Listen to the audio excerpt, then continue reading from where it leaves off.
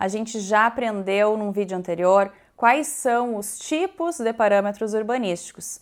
Vamos tentar aplicar num caso real para entender bem como eles funcionam?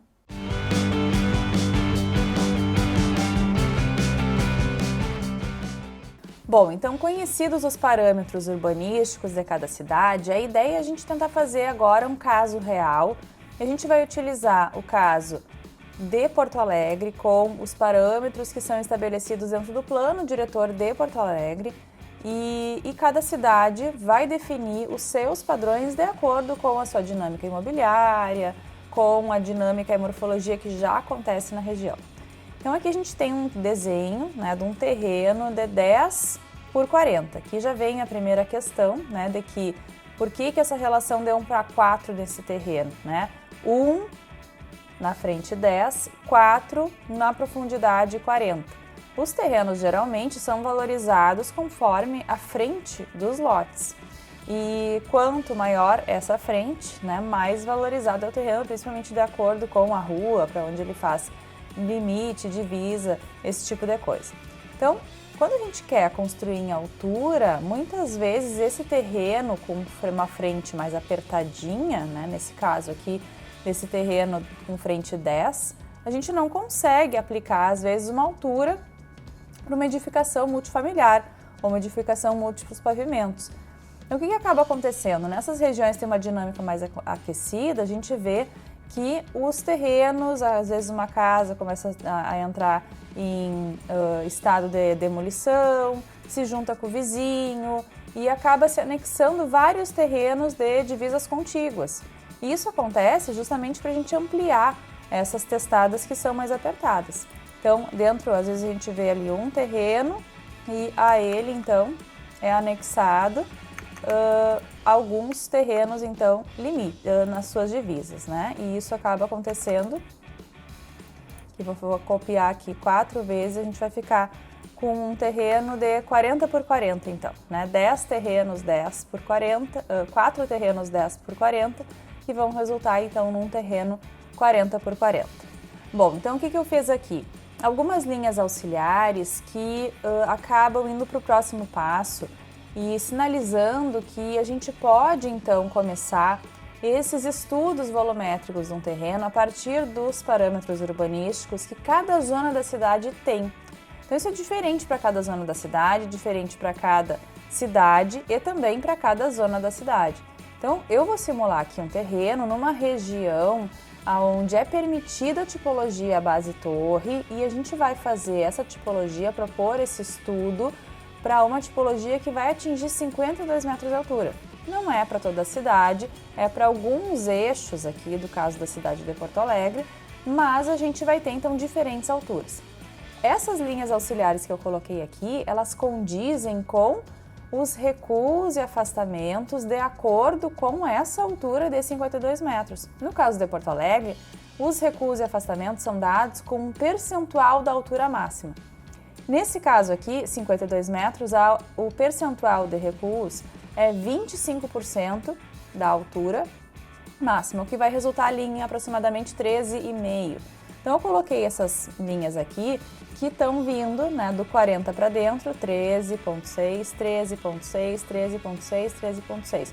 Isso vai me resultar, então, nessa forma aqui, central ao terreno, que é o que eu posso, onde eu posso colocar a minha torre, desde que eu tenha aberturas para todos os lados.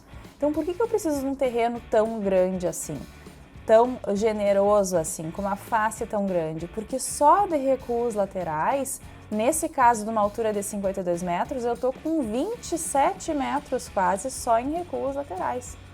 Então, é uma grande dimensão que acaba sendo totalmente não utilizada ou subutilizada em função do quanto eu estou verticalizando no meu lote. Então, é importante a gente ter essa noção. Eu vou começar aqui simulando a minha base.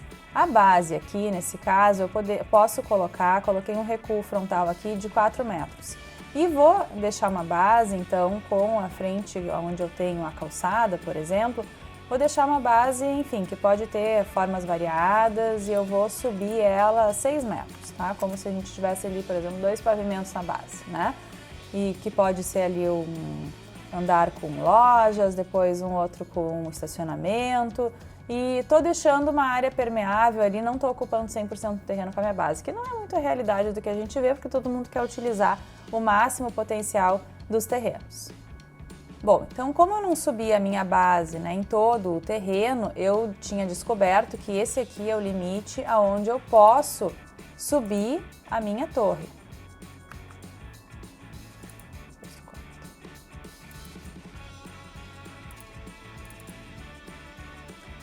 E agora eu vou então subir o meu limite máximo. Então eu já subi 6 numa altura de 52, eu vou subir aqui 46 metros. Então, dentro das nossas possibilidades, qual foi o nosso passo a passo aqui, né? A primeira é descobrir qual é o tamanho do terreno que eu posso ter para uma altura máxima dentro de uma zona da cidade. O segundo passo é aplicar os recuos e afastamentos com base nessa altura máxima. O terceiro é a gente descobrir o que eu quero e eu posso ocupar dentro desse lote.